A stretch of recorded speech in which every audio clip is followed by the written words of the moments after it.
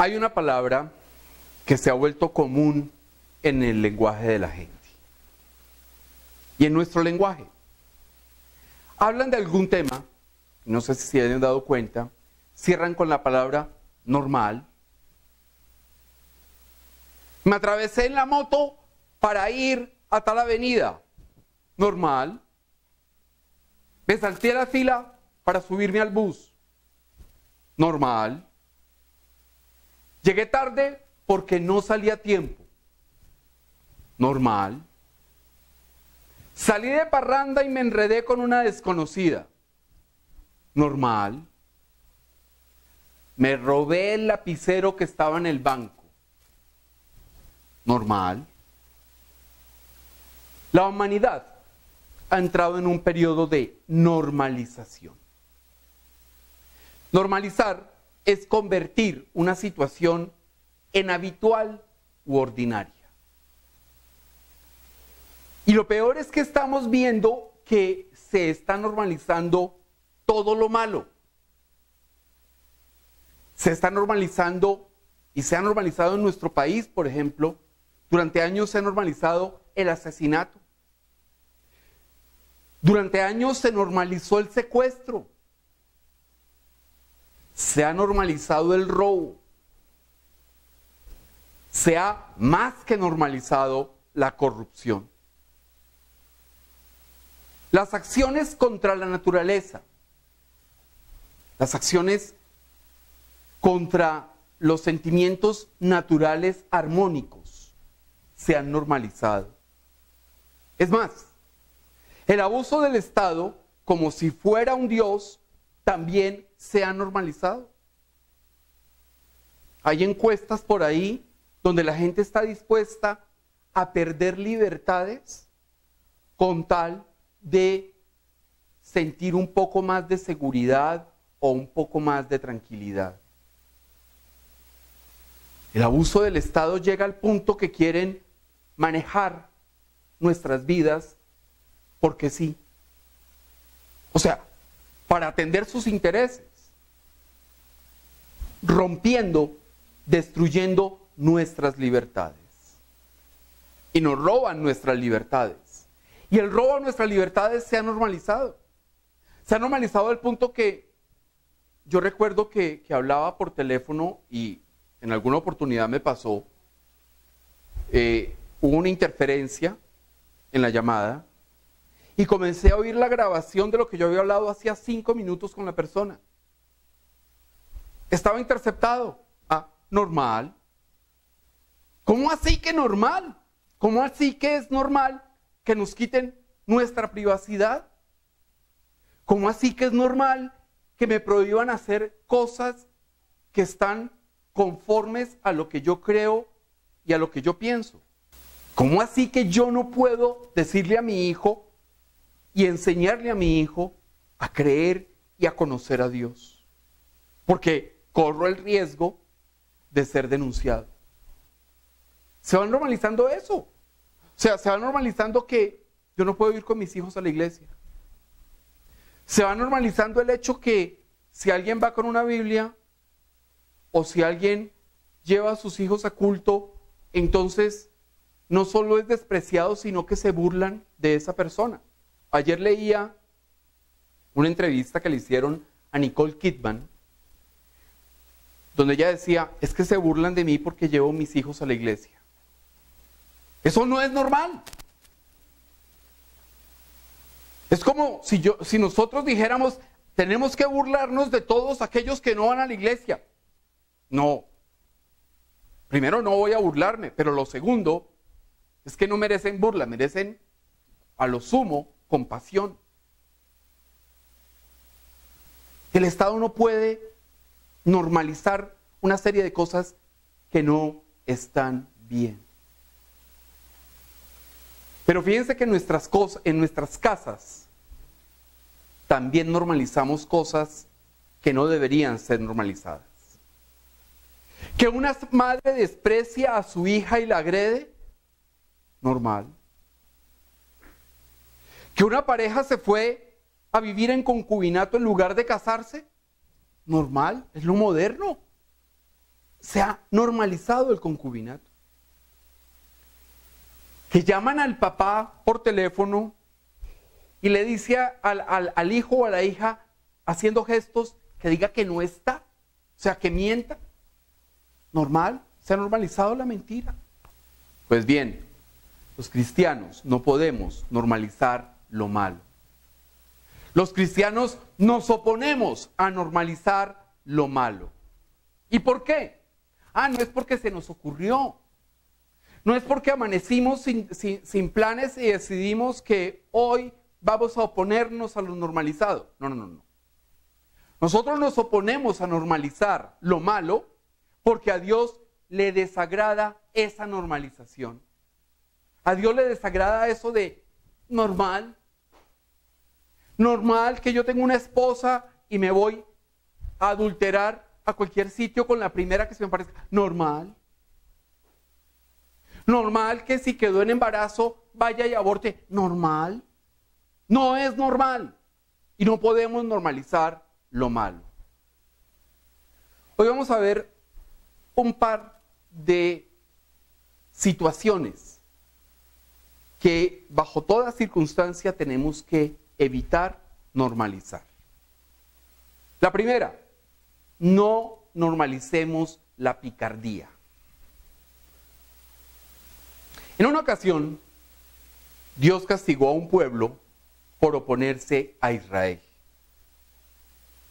Y entonces Dios mandó a su profeta, a Samuel, y le dio la orden, una orden muy precisa al rey Saúl. Vamos a leer Primera de Samuel, capítulo 15, versículo 3. Ve pues y hiere a Amalec, y destruye todo lo que tiene, y no te apiades de él. Mata hombres, mujeres y niños, y aun los de pecho, vacas, ovejas, camellos y asnos. O sea, esa es una orden precisa y concreta de Dios. Vaya y arrasa con ese pueblo. Acabe todo. Y fue detallado Dios en el mensaje, ¿no? Dios ordenó destruir todo lo de Amalec. Todo. ¿Qué duda hay de una orden así? Precisa, concreta, al punto y detallada, sin ambivalencias. Y efectivamente entonces Saúl se fue con su ejército y derrotó a los amalecitas.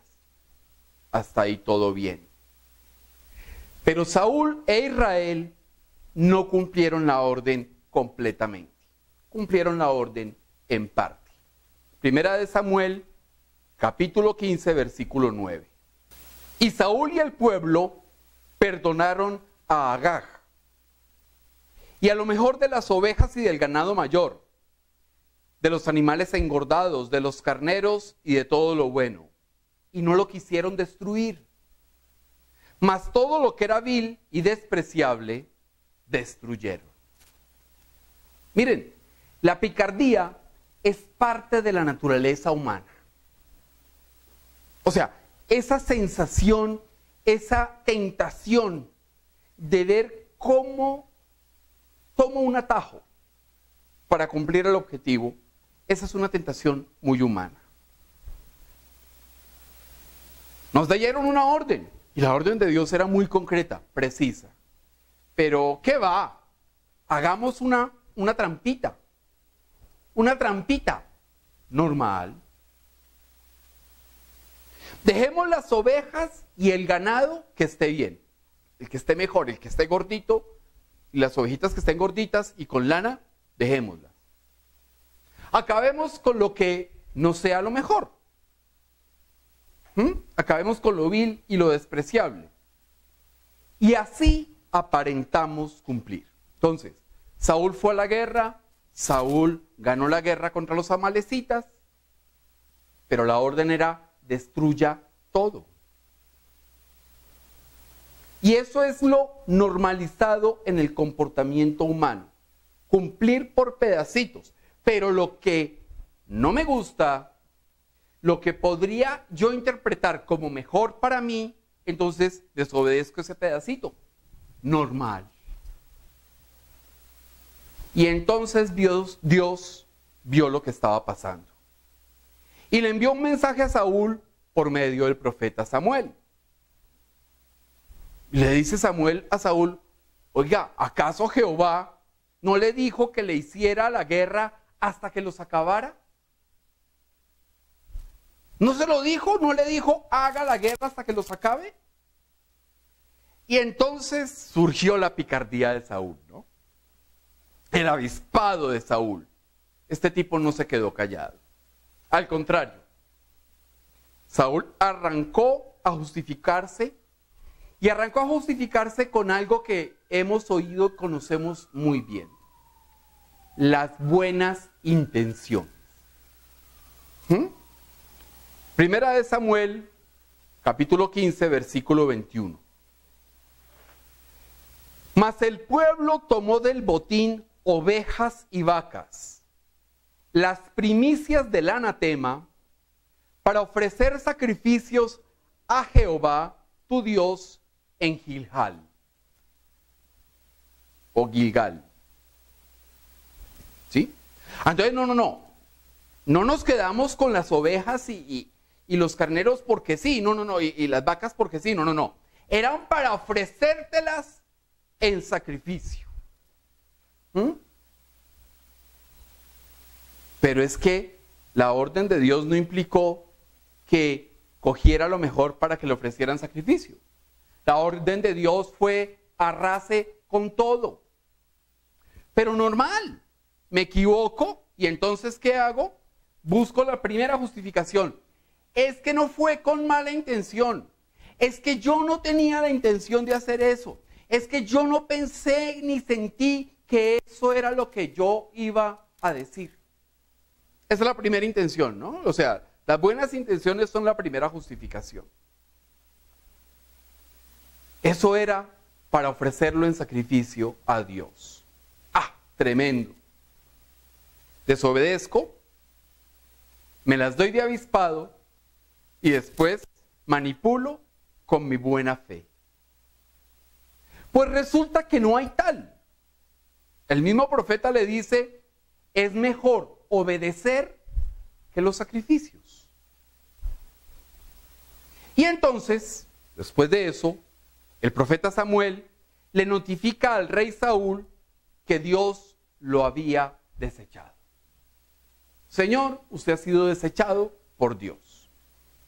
Y entonces cuando Saúl cae en cuenta de las consecuencias, mira lo que va a pasar por haber perdido el favor de Dios, no aceptó su error del todo. O sea, había sido por buena intención, ¿no? Sino que ahora, como la buena intención no le sirvió, siguió buscando más pretextos. Primera de Samuel, capítulo 15, versículos 24 y 25. Entonces Saúl dijo a Samuel, yo he pecado, pues he quebrantado el mandamiento de Jehová y tus palabras, porque temí al pueblo y consentí a la voz de ellos. Perdona pues ahora mi pecado y vuelve conmigo para que adore a Jehová. La buena intención no le funcionó, entonces va el plan B. El plan B es, sí hombre, yo me equivoqué, pero, y entra el fue que, ¿no? Sí he sido desobediente, pero como no me funcionó lo de las buenas intenciones, ahí te va otra.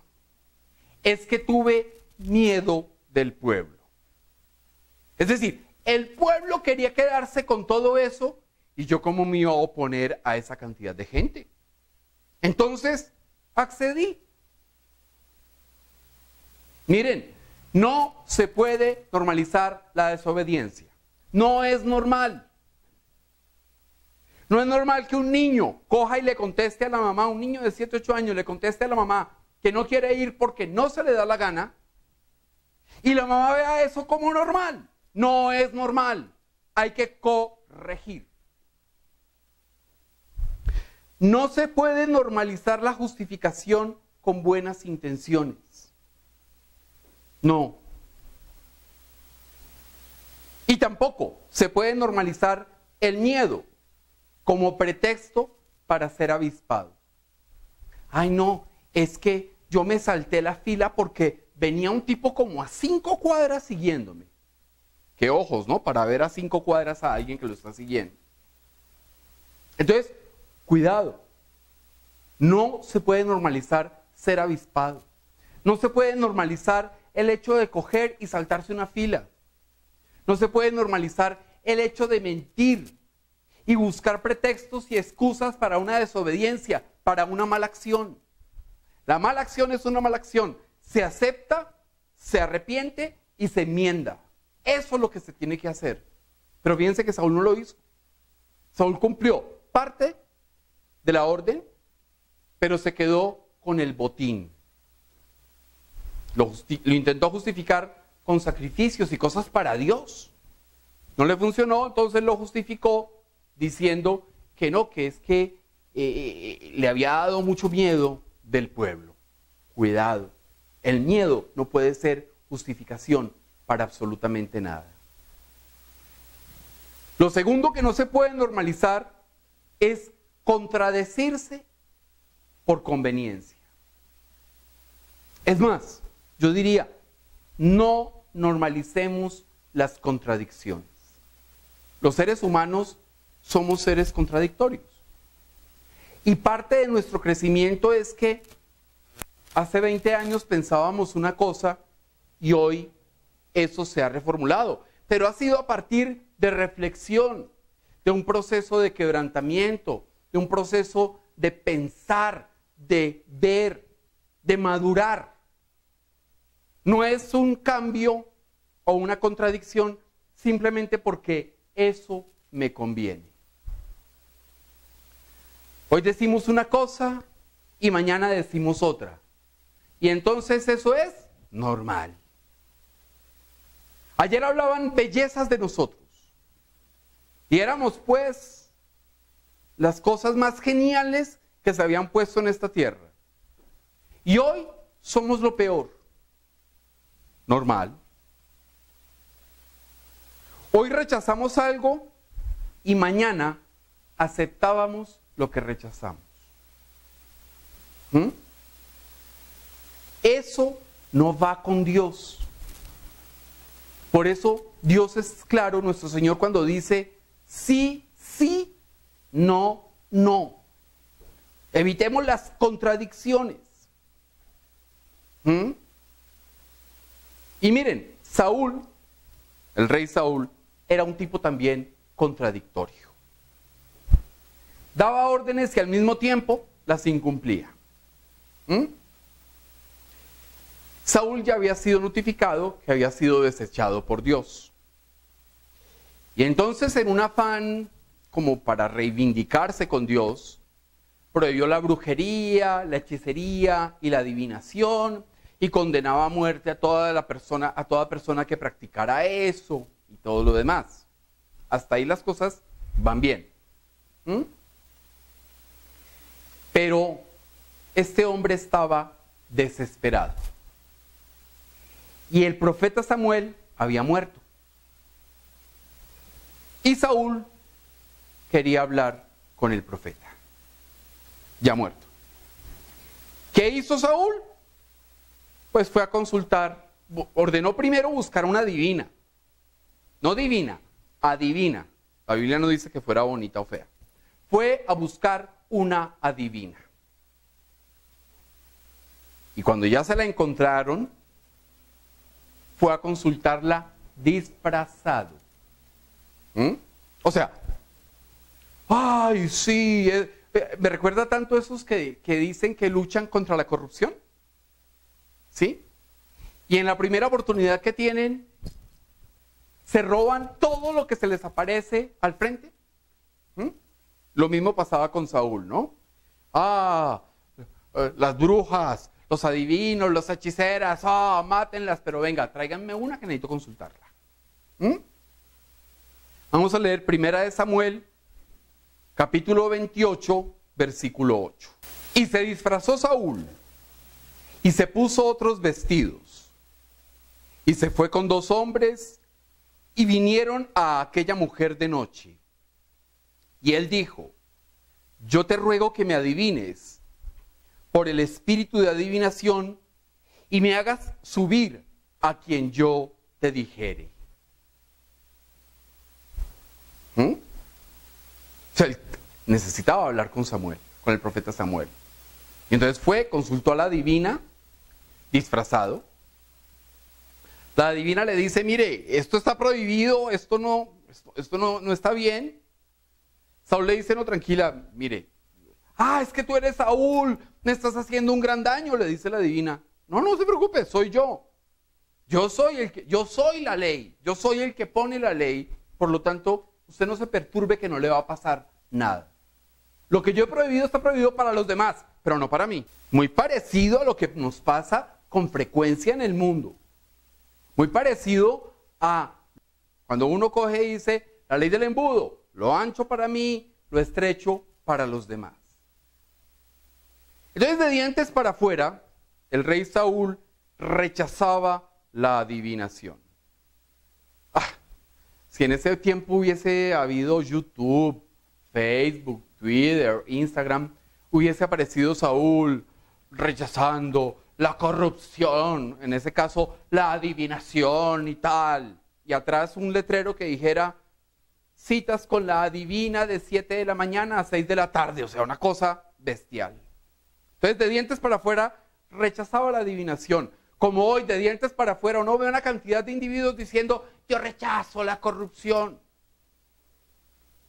Pero en su interior, tomó la decisión de buscar aquello que rechazaba. Esas incoherencias propias del ser humano desagradan a Dios. Nosotros rechazamos la adivinación, ¿no es verdad? Pero en alguna oportunidad hemos leído el horóscopo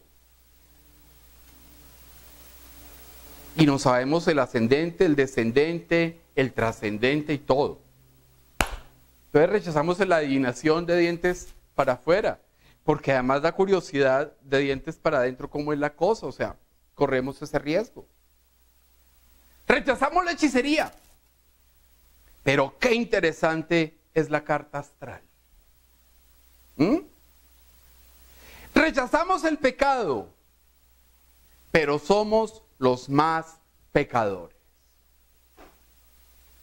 Esta incoherencia no puede ser normalizada. No es normal ser incoherentes. No. Es un esfuerzo constante por ser coherentes, consistentes entre lo que pensamos, lo que sentimos y lo que hacemos. Eso tiene que estar conectado. Porque a Dios no le gusta la incoherencia. Si yo me paro acá ante ustedes: ay, miren, es que el adulterio, es que la fornicación es pecado, es anatema, es horrible, pero por la noche, mi amor, voy a dar una vuelta, y me quedo dando la vuelta hasta las 12, 1 de la mañana. ¿Con quién? Y voy y me revuelco con una chica. Entonces estoy siendo incoherente, gravemente incoherente. ¿Por qué no nos gustan muchos de los dirigentes de este país o del mundo? Por la incoherencia. No nos gustan esos políticos que han pasado de partido en partido. Tienen más partidos que la FIFA. No nos gustan, o sea, nos generan sospechas, nos generan como dudas. ¿Y este en qué va? La incoherencia entonces no puede ser normalizada y mucho menos premiada. Yo no puedo premiar a alguien que coge y hoy me dice: no, es que terrible el adulterio, y mañana o en una semana me dice: no, es que yo me fui a vivir con otra que no es mi esposa. Ay, muy lindo, bravo. Pues no, no lo puedo premiar. Entonces, ojo, no se puede normalizar ni la picardía ni la incoherencia.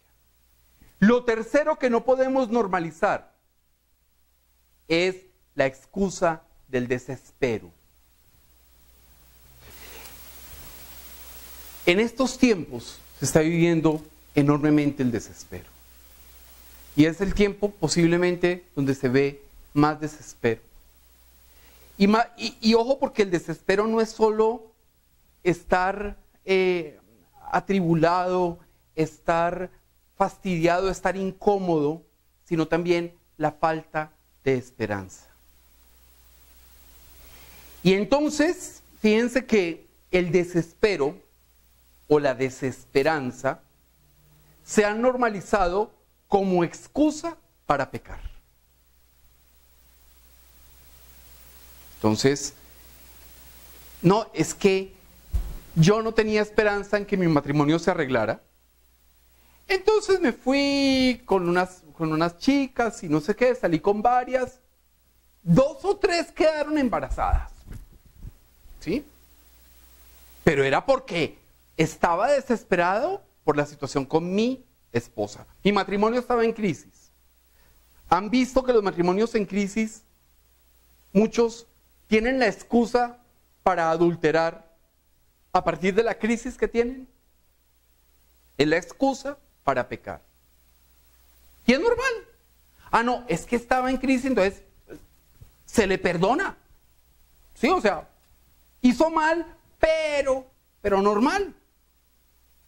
Miren, Saúl, el rey Saúl, estaba en guerra. Y perdió. Sus hijos murieron ante él en el campo de batalla, incluido Jonathan, el gran amigo de David. Y entonces de repente, ya al terminar casi la batalla, estaba rodeado el rey Saúl y sintió mucho miedo. Eso es normal. ¿Y qué decisión tomó el rey Saúl?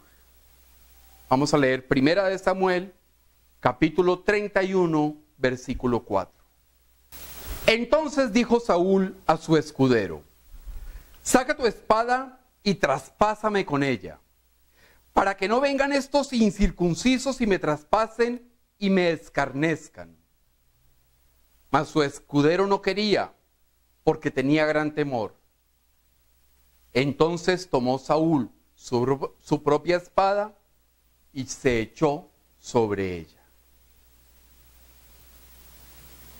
Muchos justifican el suicidio o el homicidio por desespero, por miedo. El suicida siente cuando no hay una enfermedad de por medio, de eso no vamos a hablar, pero el suicida que no tiene la enfermedad siente que no tiene futuro. Y entonces siente temor por el futuro y se suicida. Pero también se ha normalizado que alguien le quite la vida a otro por ese desespero. Entonces una mujer mata al marido abusador y es justificada por el desespero.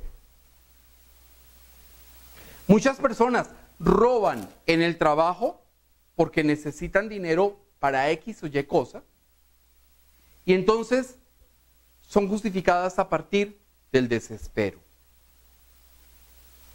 Ojo, es normal que alguien atemorizado mate a su amenaza. ¿Sí? Pero no podemos decir que esa normalización es correcta. Porque entonces lo que estamos diciendo es que vivimos en una sociedad de tal nivel de salvajismo y de barbarie que no hay ley, que no hay autoridad y no hay justicia que me defiendan de esa amenaza. Y ahí no podemos decir normal que mate a su amenaza. Tampoco podemos normalizar eso que pasa en muchas ciudades. Lo mataron. Ah, es que debía algo. Por algo lo mataron. ¿Lo han oído? ¿Normal? ¿Debía algo? ¿Normal que lo hayan matado? No. Eso no es normal. Le quitaron la vida. Y el único dueño de la vida es Dios. O peor, se normaliza porque tuvo una ruptura amorosa, se normaliza el suicidio por una ruptura amorosa. Porque fracasó en el estudio. Porque obtuvo malos resultados en su trabajo. Entonces, o en los negocios. Entonces, normal que se suicide. No es normal. No es normal justificar en el desespero el pecado. Todo eso lo hemos normalizado. Pero ojo, tengámoslo claro. El desespero, la desesperanza y el temor, el miedo, son diosesitos falsos. Mucha gente actúa por miedo y cometen grandes barbaridades. Simplemente por miedo. Simplemente por desespero, por desesperanza. Y matan a sus hijos. Y cogen un carro y van y se meten en una parte solo peatonal y matan personas. No se puede normalizar el desespero, no se puede normalizar ese tipo de diosesitos falsos que siempre, ineludiblemente, nos llevan a pecar. ¿Por qué? Porque hemos quitado la mirada de Dios para ponerla en esos diosesitos falsos.